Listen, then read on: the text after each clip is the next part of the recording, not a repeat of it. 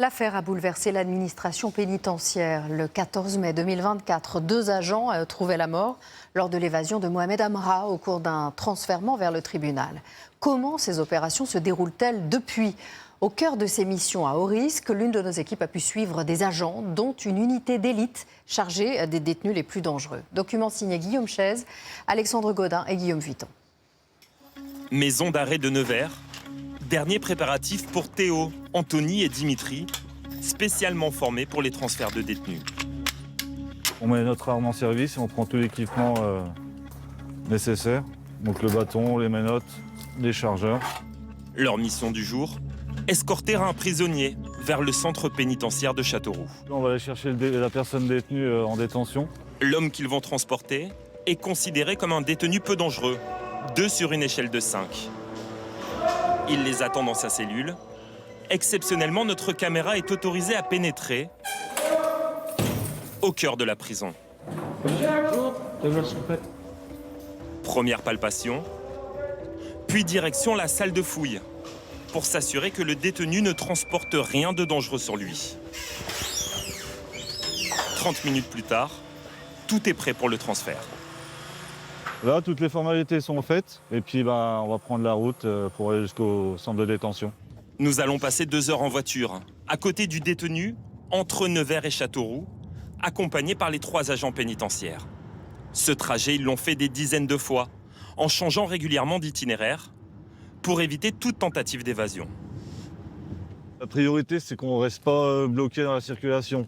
Le but du jeu, c'est pas d'aller le plus vite possible à la destination, c'est juste de ne pas s'arrêter en fait. Pour ne pas se retrouver dans un guet-apens où on peut être attaqué ou avoir un problème.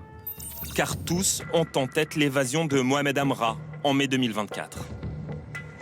Un fourgon de l'administration pénitentiaire pris pour cible lors d'un transfert vers le tribunal et 2 agents froidement abattus au péage d'Incarville. Depuis ce drame, fini les véhicules siglés administration pénitentiaire. On est tout en banalisé. Donc ça change aussi, on est moins visible, entre guillemets. Les voitures sont plus blanches, vous voyez, c'est un bleu marine.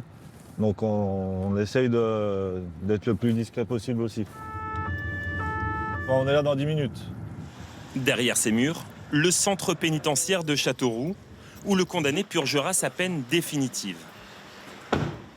Pour les 3 agents pénitentiaires, mission terminée, Anthony a passé tout le trajet à côté du détenu, plus de 2 heures à discuter avec lui. Il était assez calme comme personne détenue et en fait on essaie de le mettre à l'aise. Et des fois ça nous permet aussi d'obtenir des petites informations sur ce qui se peut se passer en détention. D'accord. Donc c'est assez utile.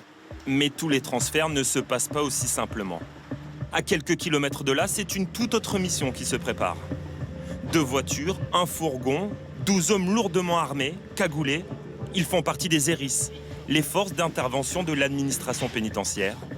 Lorsqu'un détenu est trop dangereux, ce sont eux qui prennent le relais. Je prendrai contact avec lui en premier, puis après je vous laisserai le prendre en charge. OK ? Allez, on est parti. Le détenu, dont la dangerosité est évaluée à 4 sur 5, a déjà agressé des agents pénitentiaires par le passé. Allez, monsieur, reste tranquille, ça va bien se passer. D'où la présence de renforts pour l'extraire de sa cellule. Il suffit de pas grand-chose des fois pour qu'il y ait un passage à l'acte, un déclenchement. Donc les personnels l'ont rassuré, histoire de poser le jeu pour qu'on puisse partir sur une bonne base, parce que le transfert est très long, donc on veut que ça se passe bien. L'homme condamné à une très longue peine va être transféré de Saint-Maur vers le centre pénitentiaire de Valence, à 600 km de là. Un voyage attaché à ce siège, dans un fourgon, encadré par 2 voitures pour sécuriser la route. L'année dernière, les ERIS ont pris en charge plus de 700 transferts de détenus sur les 4500 réalisés par l'administration pénitentiaire.